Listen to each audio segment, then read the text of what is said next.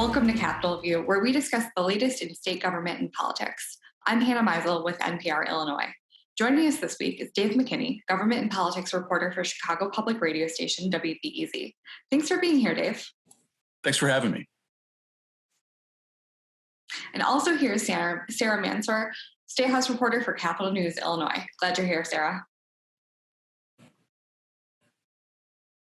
Let's get down to it. So here we sit as we are filming. We are a little bit more than 10 days out of the what's supposed to be the final day of lawmakers' spring session here in Springfield. And of course, it is a once-in-a-decade remap year, meaning that the lawmakers are supposed to draw new legislative districts. And this has long been kind of a fraught process.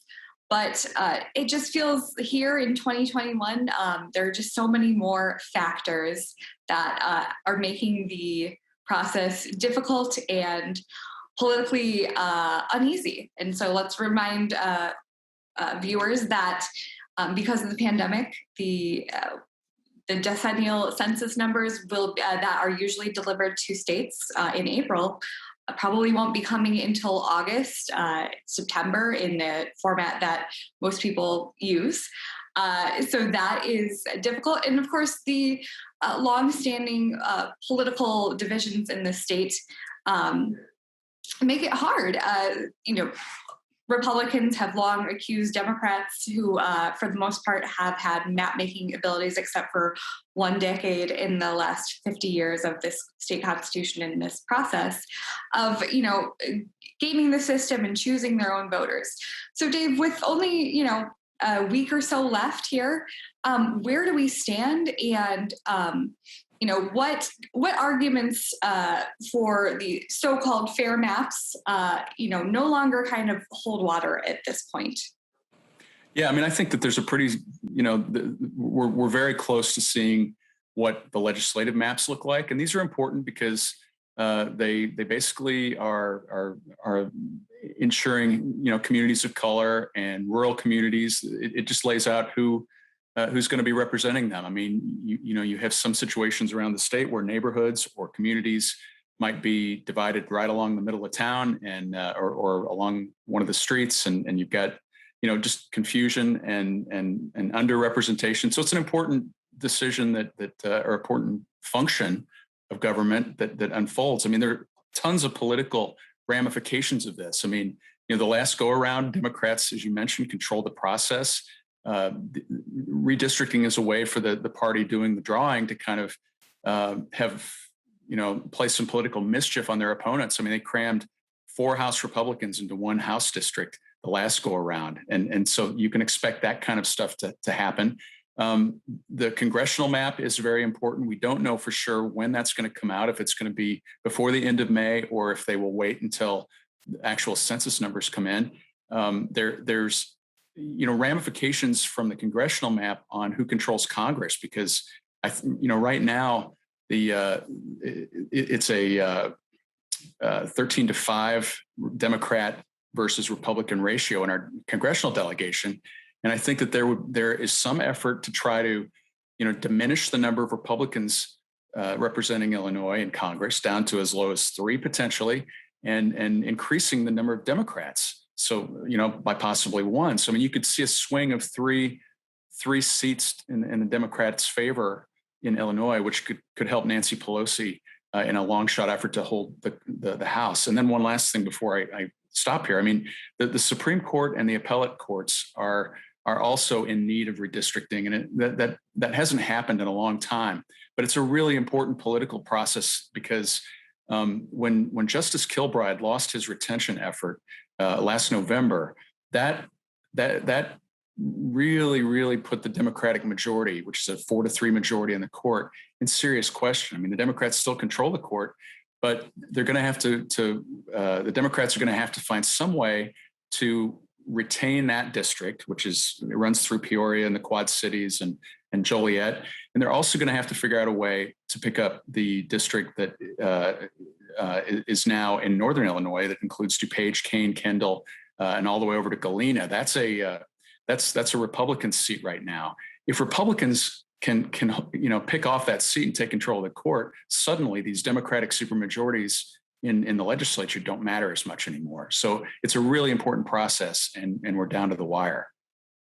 Right. And the Supreme Court districts, as I understand it, have not actually been touched for decades, unlike the legislative and congressional maps. And, the Supreme Court has played a pivotal role in, always does, but just so many big decisions. If we go back to 2013, when the General Assembly passed a pension reform law that labor rallied against and fought really hard, and then they took it to the courts, and then the Illinois Supreme Court. Now, this was a unanimous decision, but they said, no, sorry, it's unconstitutional, and basically you're on the hook for billions and hundreds of billions of dollars in pension liabilities. Now, a more prescient decision, which I think was kind of the one that perhaps tipped off, set the events in motion to take off that, or for Republicans to go after that Kilbride seat, is actually the 2016 decision, ironically, or maybe not so ironically, where the court was split, and they said, no, citizens cannot bring this proposal for an independent redistricting commission. And if Republicans are successful on this long gambit to get a conservative in there and flip the influence of the court, that could be very interesting. But Sarah, speaking of independent redistricting, all spring we've been talking about how good government groups and the Republicans are united because they feel like they've long wanted the redistricting power to be out of lawmakers, but specifically Democrats' hands. The governor, as viewers might remember, back in 2018 when he was running, he said, yes, I will veto maps that are drawn by lawmakers or their staff. And furthermore, he went further than most other candidates, and he said, in fact, even in the absence of a constitutional amendment, we should have some sort of independent redistricting committee. He's gone back on his word kind of ham-handedly in the last few weeks. But Sarah, those arguments have kind of played themselves out now. I think what a lot of people are looking toward is a possible lawsuit over the actual data that lawmakers are using to draw their maps. So catch us up on that. Yeah. So like you were saying before, because of the pandemic, the numbers that are used, that are traditionally used to draw the maps, the census numbers, are going to be delayed. And the Constitution sets deadlines for redistricting. So if a map is not drawn and approved by the governor by June 30th, then it goes to a legislative redistricting commission, which is split 4 Democrats, 4 Republicans, and then a 9th person is randomly drawn out of a hat, and that person, if it's a Republican, it randomly will be decided. So obviously the Democrats are trying to get a map drawn before it goes to a random name pulled out of a hat, and the Republicans are trying to make sure that they have the opportunity to have their name randomly drawn out of, or their party's representative drawn out of a hat. So if the obviously they don't have census data that's usually used, so they're relying on the American Community Survey data, which is less precise and doesn't have the same level of detail that the U.S. Census data has. And so Republicans are crying foul about that. They're saying that it's unfair to use data that's not the best data that's out there, and that the Democrats should wait for that data to come out. But then there's that deadline tension, and so we'll have to see if they're going to be able to have a map before June 30th, which I mean, I think they're trying really hard to do. Sure.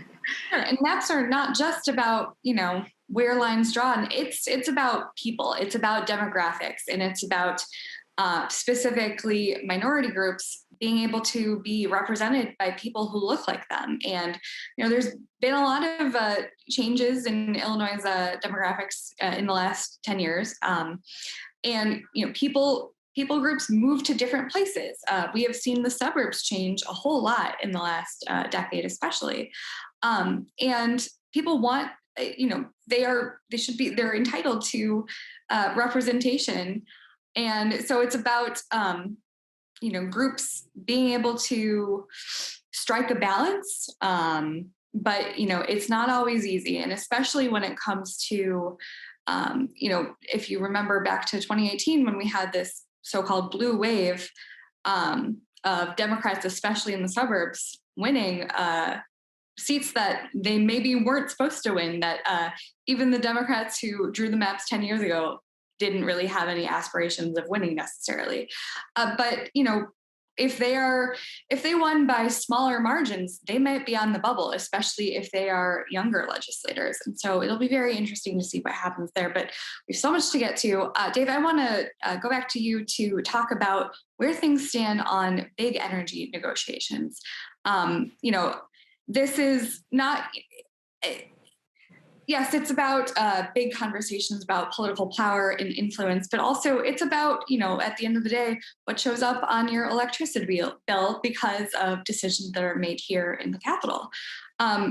Dave, up in Northern Illinois, the state is split into kind of two regions. Northern Illinois has a lot of nuclear power from this company called Exelon.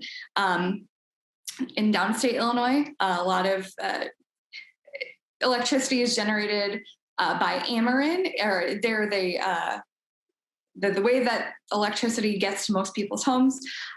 We have different kinds of electricity generating capabilities down here, but Exelon is kind of have been the big power player for years and years, and they've threatened to shutter 2 nuclear plants, and it's been reported this week that they're threatening to shutter 2 more, all while they're under the federal microscope, which I just think is so interesting that they still feel as if it's, they have the power. So Dave, catch us up on where things are now, because it's not just about Exelon, it's about renewables, and it's about, the future of Illinois and trying to get to 100% renewable energy to fight climate change by 2050. Yeah, I mean, Hannah, that you pretty well laid it out there. I mean, I think the start of this is that Exelon had, as far back as last year, had threatened to close nuclear plants in Dresden and Byron. They're 2 plants there that are kind of in north central Illinois, closer to Chicago, actually, and these plants are really important to the communities they provide that they reside in. I mean, about 1,500 workers combined, all union labor pretty much, work at those 2 plants. And as you mentioned, there was a new threat, I think, that was put on the table by Exelon this week that would potentially extend that closure to Braidwood and to LaSalle, 2 more nuclear plants that are in Northern Illinois.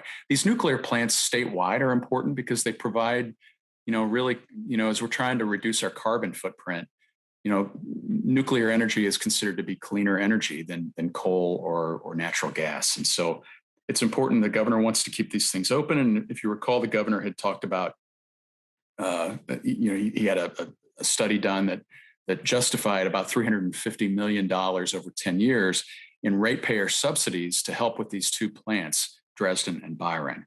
And I'm told that Exelon has tried to, they've tried to push that number up to somewhere around $500 million over 10 years. And it would have a big hit on roughly 4 million Illinois ratepayers, basically. I mean, the the turf for Exelon and ComEd extends almost all the way down to Bloomington, not quite, a little north of Bloomington. And it's, Rockford and all the way over to Galena and Chicago, of course. So big issue, big economic issue. And of course, the part of this that I think is difficult for the power companies is the ethics piece of this. The deferred prosecution agreement that involved an Exelon subsidiary, Commonwealth Edison, that laid out this corrupt lobbying effort that went on for about a decade as they were trying to pass bills just like this one. And so I think there's a real effort to try to get some ethics stuff over the goal line as well. I don't know if we're going to wind up getting a final package here between now and the end of the month. There certainly is a push to do that, but you've got lots of players, the governor, 2 legislative leaders, and the power companies. And I don't think that they're really close to an agreement yet. Right. I mean, they might need a cooling off period, but, again, Exelon's threats they say they're pretty imminent. And so I guess we'll see if they are more bark than bite if it were to continue in the summer.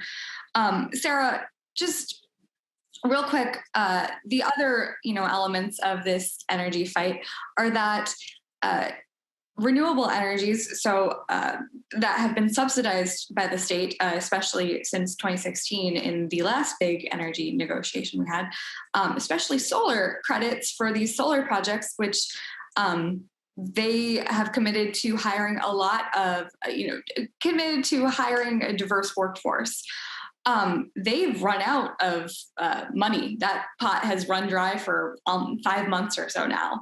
And, it's kind of a classic kind of Illinois situation where businesses say, well, the state made these promises, but they're leaving us high and dry, and so much for economic opportunity here. I mean, in that context, what would be lost if a deal isn't reached fairly soon?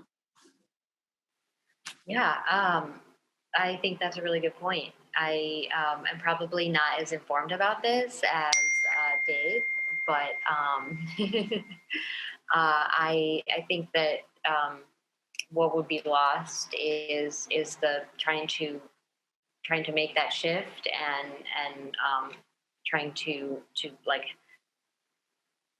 give some of these communities that rely on fossil fuels like a new alternative.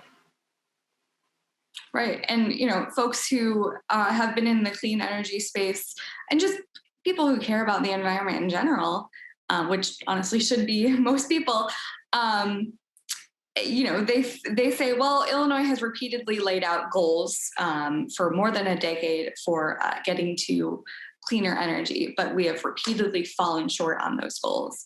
So it'll be interesting to see what kind of enforcement mechanisms there might be in a final package. But,